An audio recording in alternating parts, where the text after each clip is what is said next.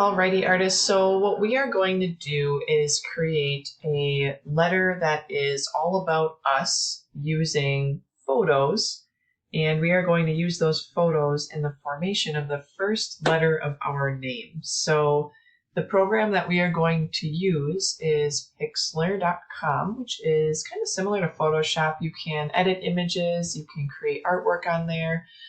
So if we go to our search bar, the first thing we're going to do is type in www.pixlr.com, and that will take us to our Pixlr website.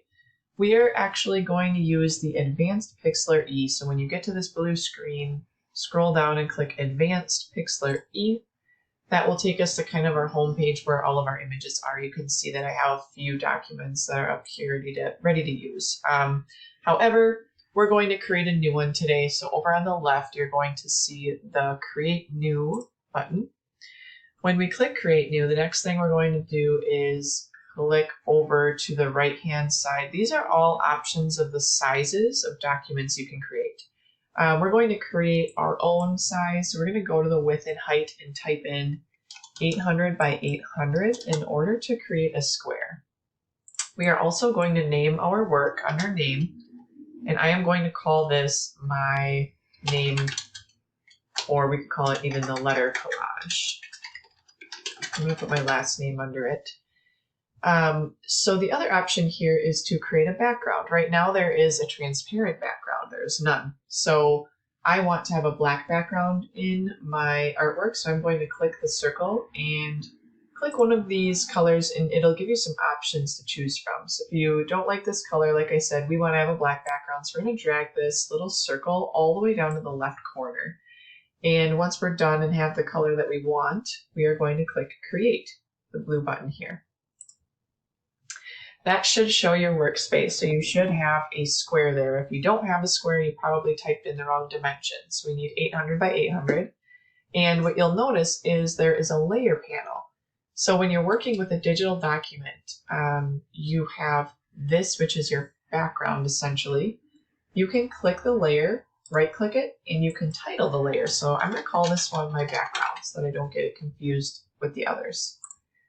So I can exit out of that when I'm done. And when I add images, it's going to add the images as layers. So you'll see how the layer panel works once we start with the images. The first thing we want to do though is draw the letter of our name really big, centered on this square. So on the left-hand side, you see all of your tools. You are going to find the pen tool, which looks like a little pen with almost like an eraser end on it. We're going to click that pen, and I am going to click and drag in order to draw. And I'm going to work pretty slowly and carefully and draw the letter M for my first letter of my name. So again, these will be different for all of you. You'll all be doing something a little bit different. And I'm going to try drawing that as neatly as I can. And remember that we're covering this with images, so we don't necessarily have to have it absolutely perfect, but it is our guideline to follow, so we do want it, somewhat neat. Once I'm feeling comfortable with that, we can then move on to adding pictures. If I don't like how this turned out, I can start over and kind of retrace my steps. I can click Edit, Undo, and restart any step of the way, and I can click that multiple times. So if you don't like how you drew your letter, you can always go back and do it again. Now the next step is going in and finding pictures. We're going to use a really nice resource, and it is called Pixabay.com. So if we go to a new tab, Pixabay is Pixabay.com. And what I am going to do is find photos that represent me. And you all will find pictures that you feel represent you and your interests, maybe your hobbies. So those are some things to start thinking about. If I'm an art teacher, one of the things that I would like to include in my work is a paintbrush.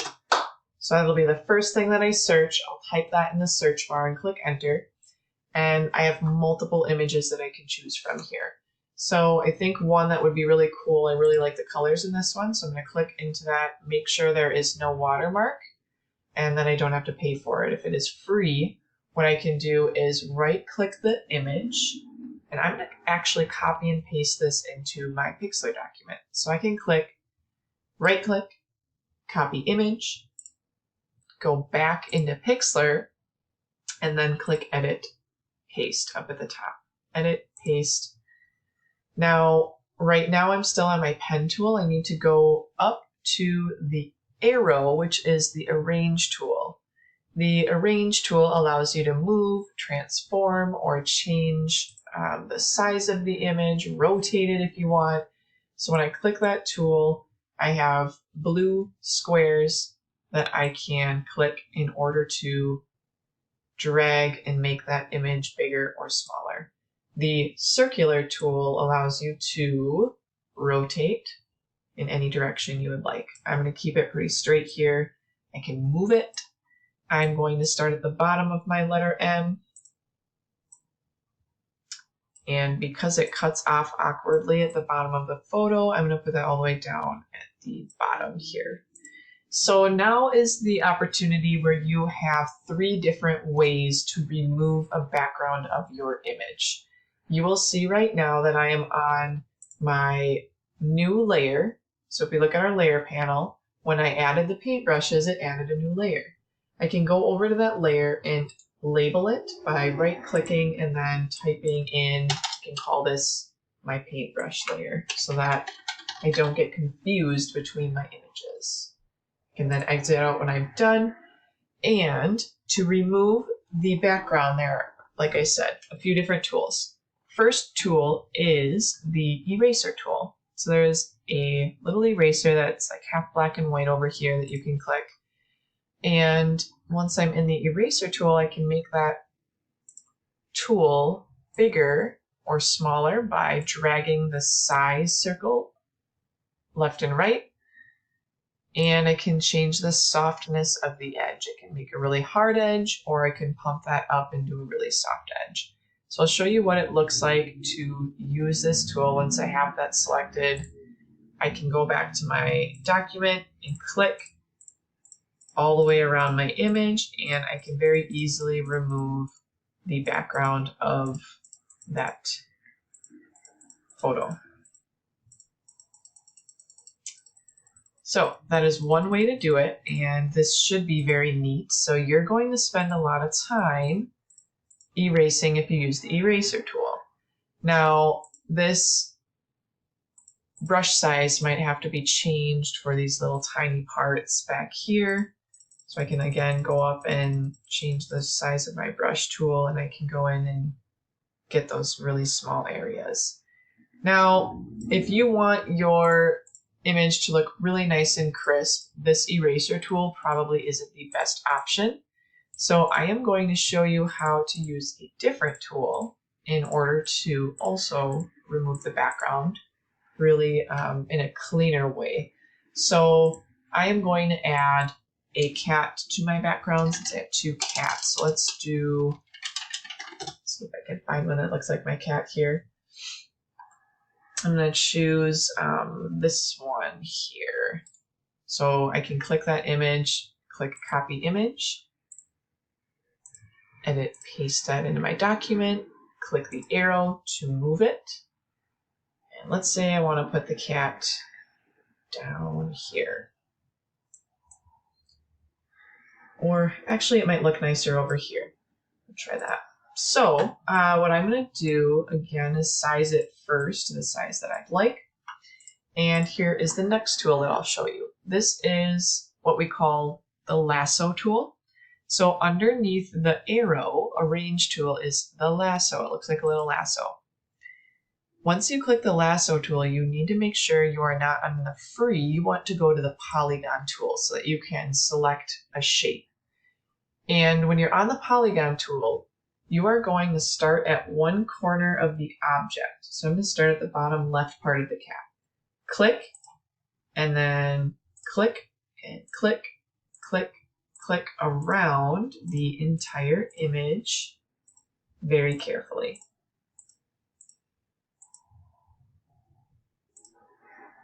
I like this tool because you can really get into those crevices or small areas. So again, making sure I'm not accidentally clicking my right. I'm always clicking with my left. Click, click, click. And here's the trick. I need to go all the way around the object. So I need to still go down this corner and back and connect that to the original area where I started. When I do that, you'll see it highlights this image. Right now, my cat is selected. If I click delete, it will delete the cat.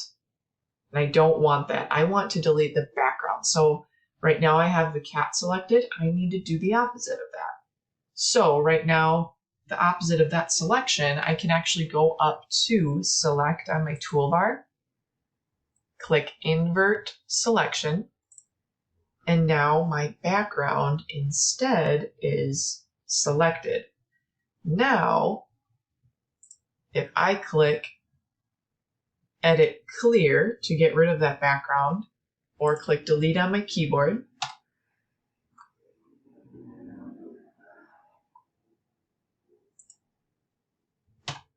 that will get rid of my background really nicely. And you don't want to do too much clicking around. Then you can move on to the next photo that you'd like to add. So again, you can see how nicely that cuts out the background. Instead of my eraser tool, it looks a little bit less clean of an edge. So that would be your lasso tool. The last one I want to show you is the wand select. If you have an image, so let's pretend I'm going to add a taco because that's my favorite food. If you find an image that has a solid background, you can use the magic wand tool. The magic wand tool, or the wand select tool, picks up any color that's similar. So for example, I'm noticing this image would be perfect because there's not a whole lot of colors going on in the background that are distracting. It's got a solid background, so my program should be able to pick up that red and delete just the red parts of the photo. If there was a lot of red going on the inside of the tacos too, my program would get confused and try clicking. So if I click the red, it would want to pick up any colors similar, and it might go into the taco, and I just want to remove the background. So this magic wand tool works out really nice for this photo specifically because it's all red against these really bright colors in the photo. So I'm going to click copy image, bring that into my Pixar document, edit paste, click the arrow tool to resize that. And at this point, I am going to then go to the not the magic wand tool, it's called the wand select tool. Looks like a magic wand though. It's got little sparkles and stars around it. When I click the wand select tool, I am going to click the background, and whatever area is highlighted is what it will delete. So if it goes into my tacos, for example, like this, whoops, definitely don't want that. I just want the background. So I'm going to click the background and then click delete on my keyboard once it's selected. I'm just going to simply go around my entire image, and because it's picking up all of those red tones really nicely, works out really well. And I am just going to click around until all of the red disappears.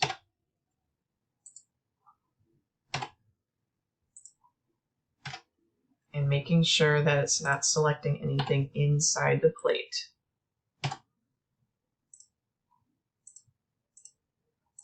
It's getting there, and that's looking nice. So 3 different tools, artists. Again, this is my wand select tool that looks like a little magic wand up here. 3 different tools that you can use, and you can choose whichever one works best for you. If I ever want to move an image around after I'm done editing it, I need to make sure I'm on the right layer over here. So I'm going to title these. This is my cat layer so that I don't get confused. And then if I want to move the cat, I have to make sure I'm on that layer first. So if I want to move it, I can click Edit, Free Transform,